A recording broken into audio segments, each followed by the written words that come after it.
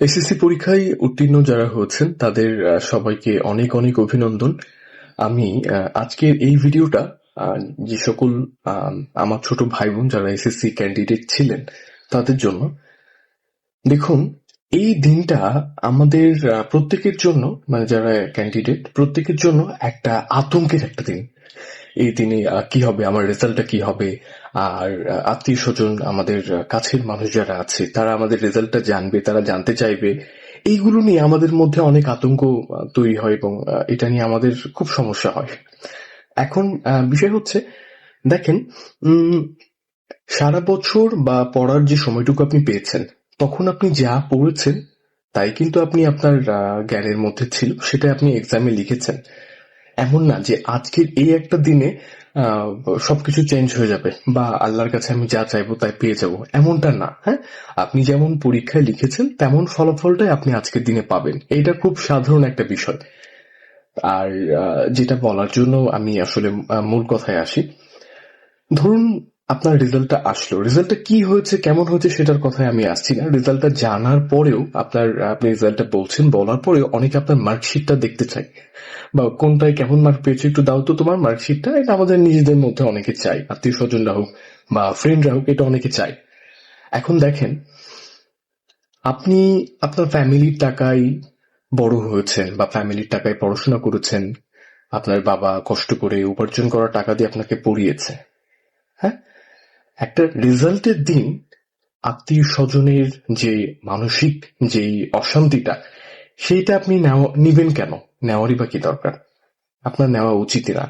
হ্যাঁ, তারা পেন দিবে, এটা খুব স্বাভাবিক একটা বিষয়, কিন্তু এটা নেওয়া একদমই উচিত না। কারণ দেখেন, তারা আপনাকে বড় করেনি, তারা আপনাকে কোনোভাবেই খাওয়ায়নি, পড়ায়নি। তো এই একটা দিনের জন্য আসলে সবাই বাবা মা সাজতে চায় বা সবাই অনেক জ্ঞানী সাজতে চায় যে হ্যাঁ আমি তোমায় শাসন করব। সবাই শাসক হতে চায় একটা দিনের জন্য। কিন্তু দেখেন, এই একটা দিন, এই তাদের দেওয়া যে মানসিক অশান্তি, এইটা যে প্রেশারটা আমাদের ব্রেনের মধ্যে আসে বা মনের মধ্যে আসে, এইটার জন্য না অনেকের নতুন কিছু করার বা লাইফে ডিফারেন্ট বলা যেতে পারে, আপনার যেটা ইচ্ছা, আমাদের প্রত্যেকের ইচ্ছাটা ডিফারেন্ট। তো সেটা কিছু করার যে ইচ্ছাটা, সেটা কিন্তু অনেক সময় মারাই যায়, বা অনেক কিছু তৈরি হওয়ারও যে একটা প্রতিভা মনের মধ্যে, এইগুলো না হারিয়ে যায়, চলে যায়। এটা হওয়ার কারণই হচ্ছে আতঙ্ক। তো এই আতঙ্কের মধ্যে আমরা যদি না থাকি তাহলে এটা আমাদের লাইফে অনেক কাজে দিবে একটা দিন। দেখুন, আগামীকাল, আজ যেহেতু রেজাল্ট হয়ে গেল, আগামীকাল থেকে সবকিছু আবার নর্মাল চলবে, সবকিছু কাজ করবে। তো আপনি আপনার মনের ভেতর যে প্রতিভা, সেইটা কেন আপনি হারিয়ে দিচ্ছেন?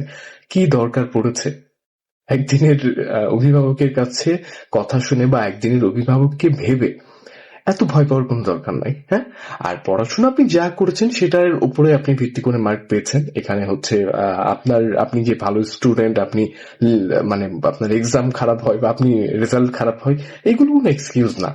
এটা খুব স্বাভাবিক একটা বিষয়। আপনি বড় হয়ে গেছেন, আপনি এসএসসি পরীক্ষার্থী, মানে আপনি লাইফের অনেক কিছু বোঝেন। এখানে এক্সকিউজ চলে না, এখানে আপনাকে নিজে করে দেখাতে হবে, নিজে প্রুফ করতে হবে। আর যারা হচ্ছে রেজাল্টটা খারাপ করছেন বা খারাপ হয়েছে, দেখেন, জীবনের এটাই শেষ না, সামনে আরো অনেকগুলো পথ আছে। আপনার যদি মনে হয় আপনি আবার কিছু এক্সাম দিবেন, আপনি সেটা দিতে পারেন। মানে আপনি আবার রেজিস্ট্রেশন করে এক্সাম দিতে পারেন, এরকম হতে পারে।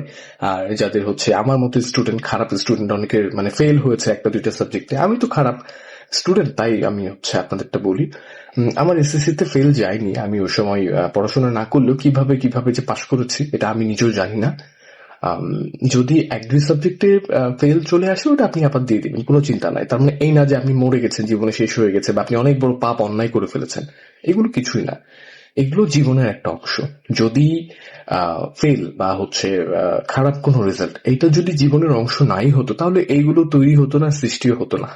হ্যাঁ, আমি আপনাকে মোটিভেট করছি না, আপনাকে ভালোভাবে আবারও অনুশীলন করতে হবে, দেন আপনাকে এক্সাম দিতে হবে।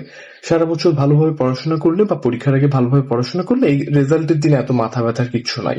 আমি ওই এসএসসি পর্যন্তই আমার একটু চিন্তা ছিল, তারপরে আমার এইচএসসি বা ক্যাম্পাস ভার্সিটি লাইফ, এইগুলোতে রেজাল্ট নিয়ে আমি কখনো চিন্তাই করিনি। কারণ হচ্ছে আমি জানতাম যে আমি কি লিখেছি কেমন পেতে পারি, এগুলো নিয়ে আমি ভাবতামই না যে আমি অত ভালো স্টুডেন্ট, আমি যা লিখবো তাই পাবো। এই তো, ভালো থাকাটাই হোক আপনার কাছে। টাটা।